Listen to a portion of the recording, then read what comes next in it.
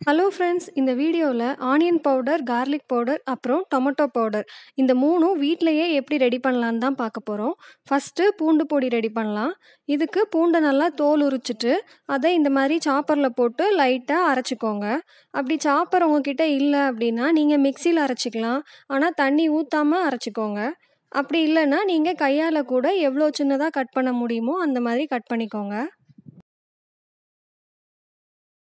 இந்த மாதிரி சின்னதாக கட் பண்ணுறதுனால நல்லா ஈஸியாக காஞ்சிடும். நீங்கள் பெரிய பெரிய பீஸாக கட் பண்ணி காய வச்சிங்கன்னா காயறதுக்கு எக்ஸ்ட்ரா டைம் ஆகும்.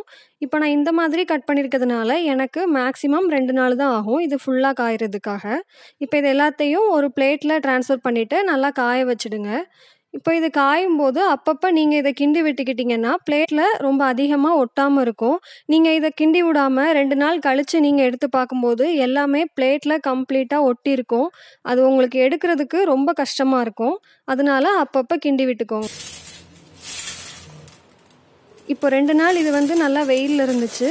நல்லா காஞ்சிருக்கு. இது நல்லா காஞ்சதுக்கப்புறம் இந்த மாதிரி நல்லா சத்தம் வரும். கொஞ்சம் கூட ஈரப்பதம் இல்லாத அளவுக்கு பார்த்து நல்லா காய வச்சுக்கோங்க. இப்போ இதை பவுடர் பண்ணிடலாம். அவ்வளோதான், பூண்டு பொடி ரெடி ஆகிடுச்சு. இதை நம்ம பாட்டிலில் ஸ்டோர் பண்ணி நீங்கள் தேவைப்படும் போது யூஸ் பண்ணிக்கலாம்.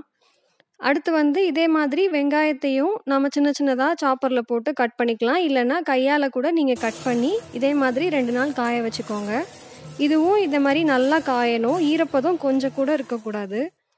இப்போ இதையும் நல்லா பவுடர் பண்ணிக்கோங்க. அவ்வளோதான், நமக்கு வெங்காய பொடியும் ரெடி ஆகிடுச்சு. இதையும் நல்லா ஒரு ஏர்டைட் பாட்டிலில் போட்டு ஸ்டோர் பண்ணிக்கோங்க. இப்போ 2 பவுடரும் நாம் ரெடி பண்ணியாச்சு. அடுத்து தக்காளி பொடி ரெடி பண்ணலாம்.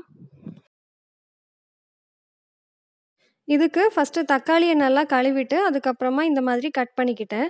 இதை நான் சாப்பரில் போடல. ஏன்னா சாப்பரில் சீக்கிரமாகவே அது பேஸ்ட் மாதிரி ஆகிடும். அதனால நான் எவ்வளோ சின்னதாக கட் பண்ண முடியுமோ கையாலேயே அந்த மாதிரி கட் பண்ணிக்கிட்டேன். இப்போ எல்லா தக்காளியும் கட் பண்ணதுக்கப்புறமா அதில் நிறையா தக்காளி சாறு வரும். அது எல்லாத்தையும் இந்த மாதிரி ஃபில்டர் பண்ணிவிடுங்க. ஏன்னா நம்ம அதோடு சேர்த்து காய வச்சோன்னா அது காயறதுக்கு ரொம்ப டைம் ஆகும். அதனால எல்லாத்தையும் இந்த மாதிரி ஃபில்டர் பண்ணிவிட்டு அதுக்கப்புறமா இந்த மாதிரி ஒரு பிளேட்டில் அதை நல்லா ஸ்ப்ரெட் பண்ணிவிட்டு நல்லா வெயிலில் காய வைங்க. 2-3 பிளேட்லையா இதை மாற்றி காய வச்சுக்கோங்க. அப்படின்னா கொஞ்சம் நம்ம கலக்க கலக்க வைக்கும்போது கொஞ்சம் ஈஸியாக காயும்.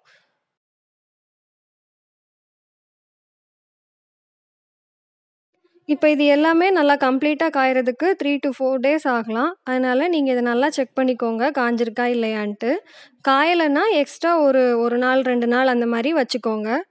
எல்லாமே நம்ம காய வச்சுட்டு லைட் சூடு இருக்கும்போதே அரைச்சிடணும். அப்படி இல்லைன்னா அது ஒழுங்காக அரைப்படாது. இப்போ இது எல்லாத்தையும் நல்லா காய வச்சிடலாம். இந்த மாதிரி ஒரு நாள் ஆனதும் பிளேட்டில் ஃபுல்லாக ஒட்டிக்கும். இதை ஒரு ஸ்பூன் வச்சு இந்த மாதிரி நல்லா எடுத்து விட்டுடுங்க. அப்படி இல்லைன்னா நீங்கள் அப்படியே ஒரு 3 நாள் வச்சுருந்தீங்கன்னா ஃபுல்லாக இது ஒட்டிக்கும், வரவே செய்யாது. இப்போ 2 பிளேட்லேயும் நான் ஃபுல்லாக எடுத்துட்டேன். இப்போ இதை ஒரே பிளேட்டுக்கு மாற்றிட்டு திரும்ப ஃபேனில் நைட்டு ஃபுல்லாக நான் வச்சுட்டு நெக்ஸ்ட் டே இதே மாதிரி நான் காய வச்சுக்க போகிறேன். இப்போ இது எனக்கு ஒரு 4 நாள் ஆயிடுச்சு. நல்லா காஞ்சிருக்கு. இந்த மாதிரி நல்லா சத்தம் வரும். இப்படி கையால் இதை உடச்சி பார்த்தீங்கன்னா நல்லா உடையணும். இப்போ இது எல்லாத்தையும் நம்ம நல்லா அரைச்சிக்கலாம். லைட் சூடு இருக்கும்போதே அரைச்சிடுங்க. அப்படி இல்லைன்னா பவுடர் நல்லா கிடைக்காது. இப்போ இது எல்லாத்தையும் நல்லா அரைச்சாச்சு. தக்காளி பொடியும் ரெடி ஆகிடுச்சு. இந்த வீடியோ உங்களுக்கு கண்டிப்பாக பிடிச்சிருக்குன்னு நினைக்கிறேன். பிடிச்சிருந்தா லைக் பண்ணுங்கள், ஃப்ரெண்ட்ஸுக்கும் ஷேர் பண்ணுங்கள். தேங்க்யூ.